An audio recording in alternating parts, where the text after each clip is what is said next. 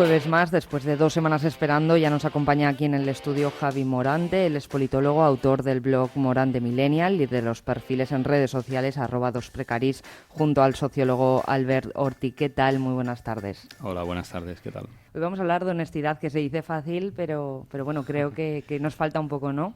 Sí, me gustaría traer hoy el tema de la ausencia de honestidad en el mundo de la política actualmente y, por tanto, en los políticos.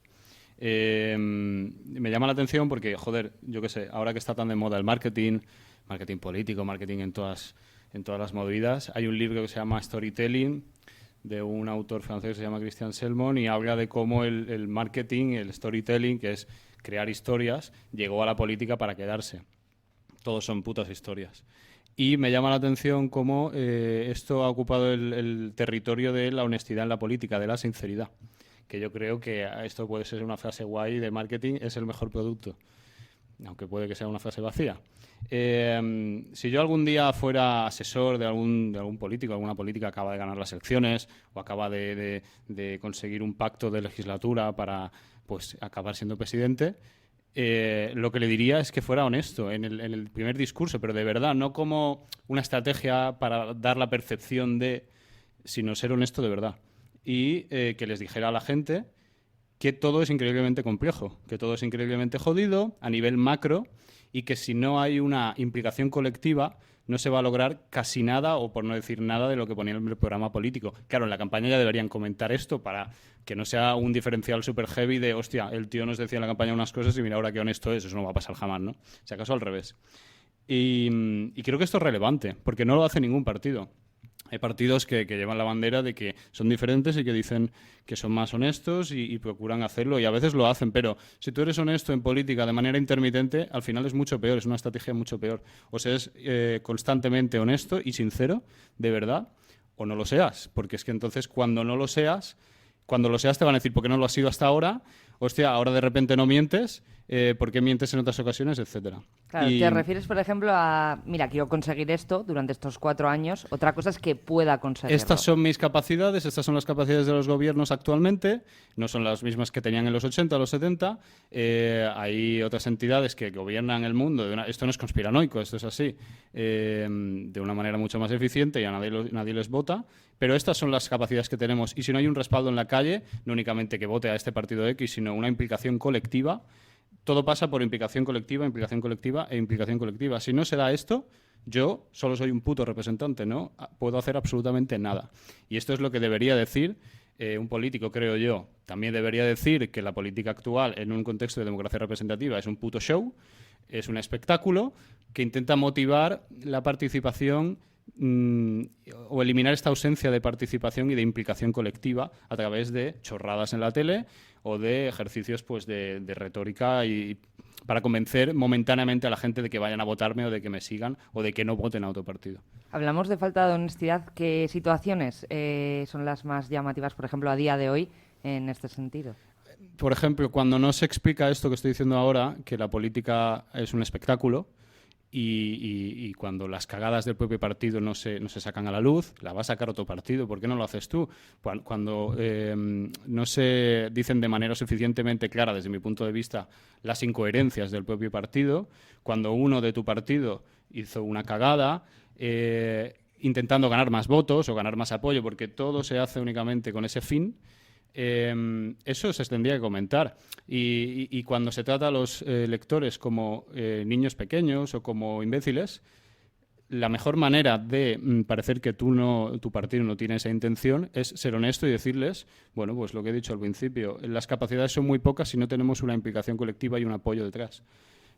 Sin vosotros no podemos hacer absolutamente nada relevante. Esa es la verdad. Es un circo, desde mi punto de vista, desde el momento en el que hoy dices una cosa y dentro de 4 meses cambia la situación y dices completamente la contraria, sí, con la suerte de que está en la hemeroteca. Sí, pero la hemeroteca, claro, yo creo que no es importante precisamente por eso, si no, no se haría, ¿no? Porque si dijeran, hostia, es que nos van a pillar y ya van a dejar de apoyarnos, no, siguen haciéndolo. Dicen A hoy, mañana dicen B en función del contexto y de lo que les convenga. ¿Es legítimo? Sí, pero no es ser honesto. Yo creo que es el mejor producto, como he dicho antes, La sinceridad es el mejor producto porque no hace falta ningún papel, ninguna planificación. Simplemente hay que ser honestos y decirle eso a la gente, lo repito. Si no hay una implicación colectiva constante, las cosas no van a cambiar porque las cosas no emergen espontáneamente, las instituciones no se mantienen espontáneamente o de manera divina, gracias a Dios, ¿no? Hay que luchar por ellas y hay que mantenerlas con apoyo y con constancia. Esto forma parte de las obligaciones de los ciudadanos, que tenemos derechos pero también tenemos obligaciones. Desde luego. Un ejemplo, un partido que haya fallado mucho en honestidad. Absolutamente todos. Sí que te puedo decir algunos partidos que han intentado desmarcarse de esto por cuestiones de tempos, ¿no? Es decir, son nuevos y lo tienen más fácil para desvincularse de un pasado de mentiras, simplemente porque no hay hemeroteca. Pero es cuestión de tiempo y, bueno, visto está, hay partidos más deshonestos y partidos más honestos seguramente. Pero todos siguen las reglas de este espectáculo de la democracia representativa. No todo es absolutamente malo, pero una democracia representativa no es más que una democracia imperfecta que no ha llegado a ser lo que debería ser, que eso es un sucedáneo. Pero bueno, esto ya quizás no es demasiado del tema. Y te puedo dar el ejemplo de cualquier partido. El que se te venga por la cabeza, que te pase por la mente, para mí no es suficientemente honesto. Hablamos de los políticos, pero no sé si aquí también entran los equipos que tienen detrás. Tanto, ya no asesores, técnicos, bueno, todo lo... Sí, totalmente. También es verdad que se juega con es decir, los asesores en el momento en que tienen a un representante político y es el material con el que cuentan, pues a lo mejor no se puede, ¿no? Es decir, este tío no sostiene lo que va a decir, no tiene el empaque, porque al final eso es necesario también. Es un relato que tú estás vendiendo. Yo no digo que el storytelling sea mentira, no valga para nada. Digo que la mejor estrategia de storytelling es efectivamente ser honesto. ¿Y crees que puede, bueno, que tú llegas con una idea a la política pensando que puedes cambiar el mundo o aportar tu granito de arena y que, bueno, se vayan sucediendo cosas que te hagan cambiar de opinión o bueno, que son imposibles?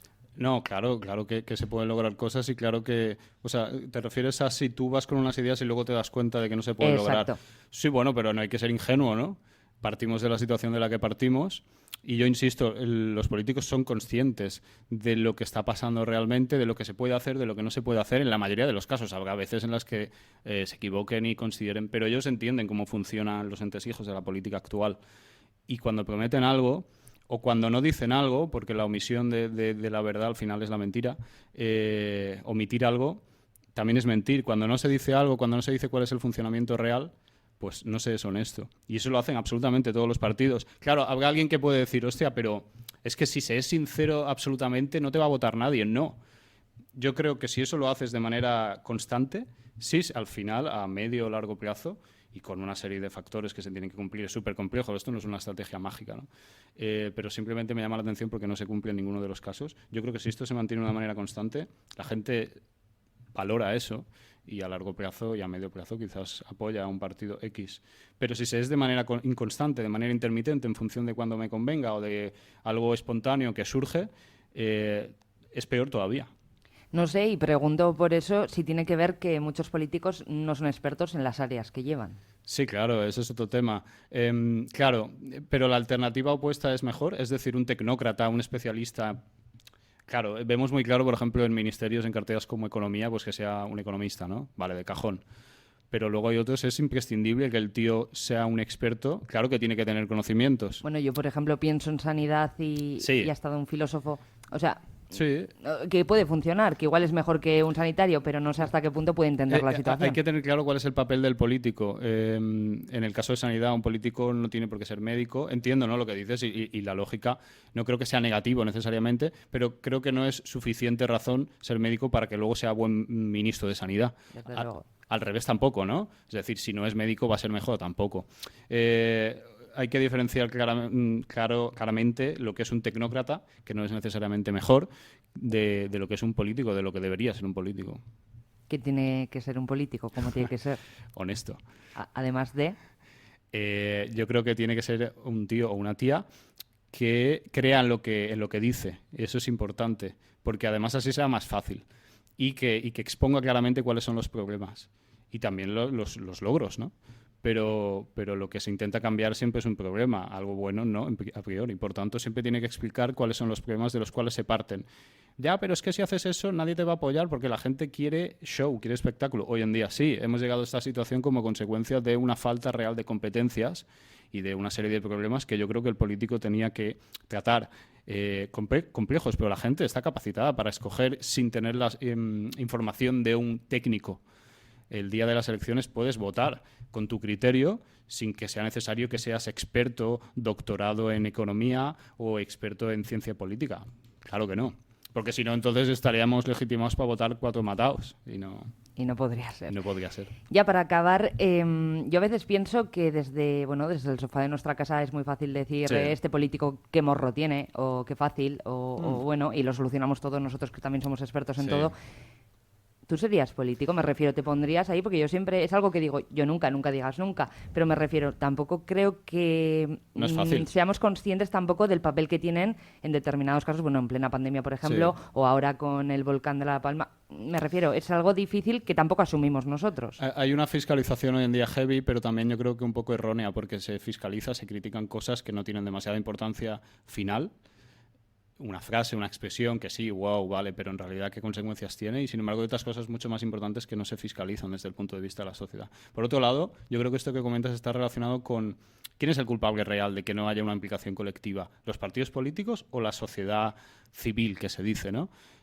Yo creo que es una rueda que se retroalimenta, un Ouroboros constante, que no hay un culpable.